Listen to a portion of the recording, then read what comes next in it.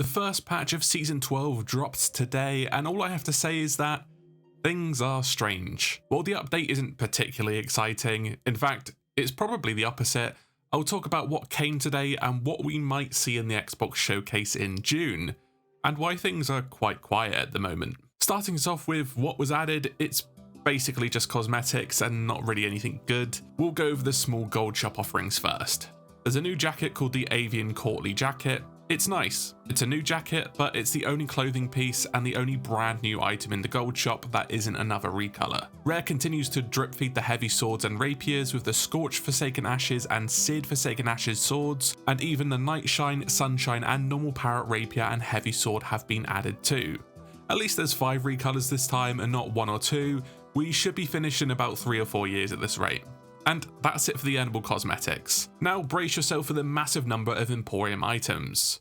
We have a new ship set, costume, trinket, and a 6-piece weapon set in the Deadlock Jailer set. Well, this ship is the best they've done in ages. In fact, it does look really nice. You have to buy the throwing knife and the double barrel flintlock separately.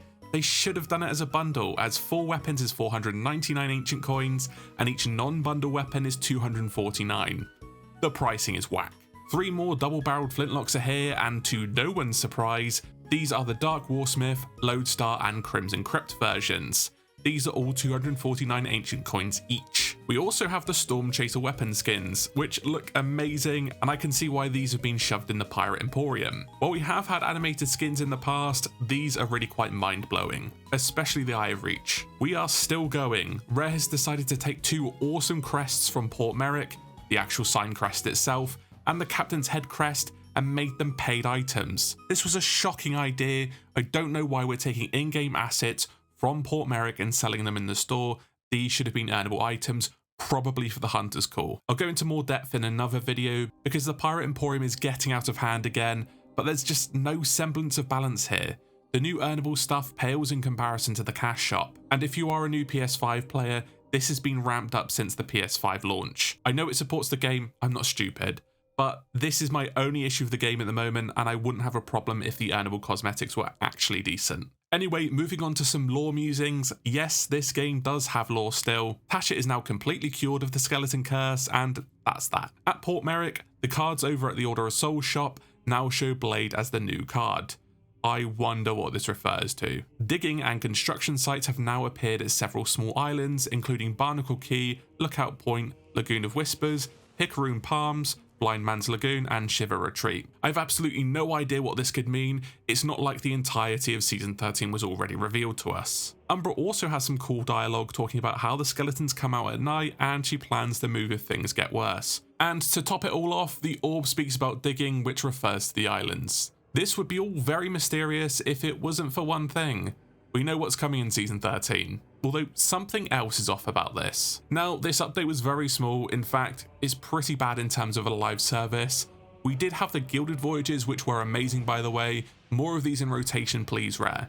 But we used to get new features or stuff to do in the previous monthly updates. It seems if we want seasons to be seasonal, we get basically nothing in between. Or is that really the case? The Xbox showcase is on the 9th of June, and Sea of Thieves has appeared at every single E3 showcase, whatever. They've appeared at all of them. Last year we had the Monkey Island reveal, the year before that was the Captaincy reveal, and then the year before that was A Pirate's Life. So what are we going to get this year? Well, we know Flameheart is back in 8 or 9 weeks time with Season 13. However, Rare has to show something off. My main prediction is that we'll get a CGI trailer showing off his resurrection and a grand entrance to the Sea of Thieves, and probably making the new Burning Blade. But does the game really feel like we can go from this lore to, oh shit, Flameheart is back? Is he really just going to pop up in Season 13 on a patch day with some moving NPCs to herald it, when it feels months away with how little is going on in the game? My complete copium is that we're going to get a Tall Tale to reintroduce Flameheart. Just one, but it would tie off the Ashen Age nicely so it makes sense. Since Heart of Fire just ends with Jim becoming an Ashen Lord, and the next time we pick up Flameheart's story, he's just back, chilling under the Reaper's hideout. I think this is insane copium, so don't hold me to ransom over this.